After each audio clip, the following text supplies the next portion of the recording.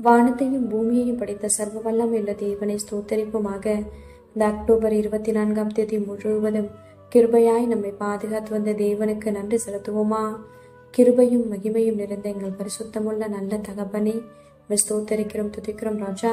இந்த இரவு நேரத்திலும் உம்மை நோக்கி பார்க்கக்கூடிய கிருபையை கொடுத்ததற்காக நன்றி தகப்பனே.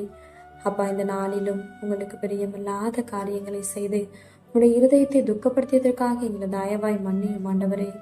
உங்க பிரியமான பிள்ளையை வாழ உதவி செய்யுங்கப்பா. இந்த நாளிலும் எங்கள் தேவைகள் எல்லாவற்றையும் சந்தித்து நாங்கள் சோர்ந்து போகாதபடி உடைய வார்த்தை கொண்டு எங்களை பலப்படுத்தியதற்காக நன்றி தகப்பனே.